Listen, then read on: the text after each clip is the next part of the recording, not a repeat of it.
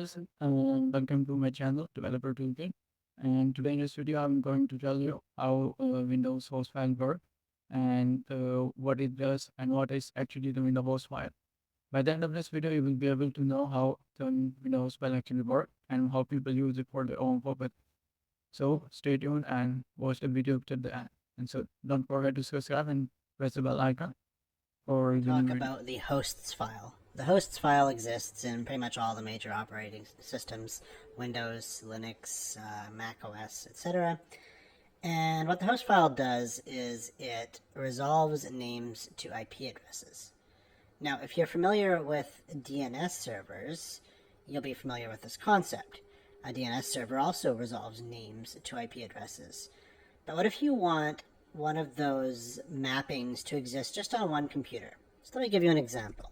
I have a Plex Media server on my network at IP address 192.168.1.94. You see, I can ping that device. If I wanted, I could SSH into that device, like so. There we are. So I'm in my Plex server now. But you notice when I did my SSH command, I had to do my username at 192.168.1.94.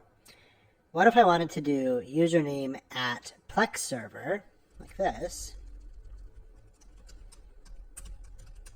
but I don't have the ability to edit the DNS server that my computer's talking to, or I just want that DNS resolution to happen on this specific device? I can use the hosts file for that. So let me show you how to do that.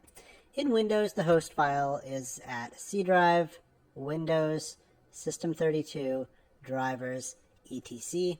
And the file is called hosts.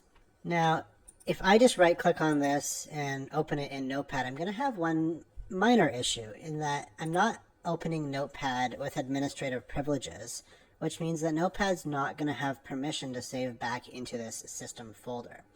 To get around that, what I'm going to do is I am going to run Notepad as administrator. And then from here, I can go File, Open, and I can navigate back to that location, the C drive, Windows, System32, drivers, etc.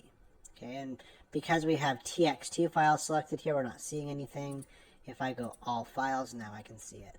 I'm going to grab that hosts file, open it up, and here I'm going to go ahead and add in 192.168.1.94.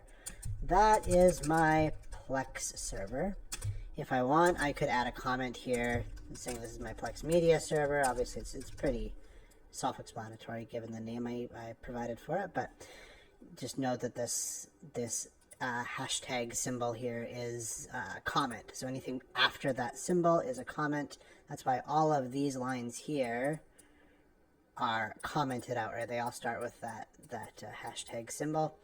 That means those lines are commented out. The only active line is this one that says 192.168.1.94 resolves, or sorry, that Plex server resolves to 192.168.1.94.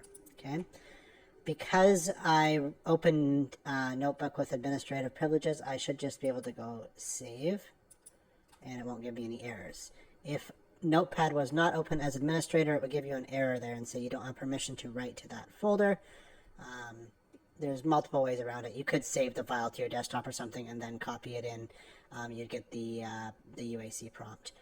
Anyways, now that I've gone and added that line to my hosts file, what I should be able to do is I should be able to ping Plex server, and I can. It resolves, as you can see, to 192.168.194. I should be able to SSH to chat at Plex server. It's going to obviously ask me to accept the fingerprint and my password. And you can see that now I'm logged in using the name instead of the IP address.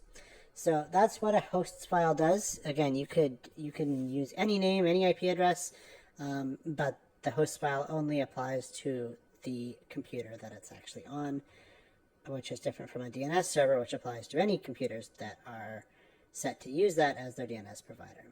Hope that helps. See you in the next one.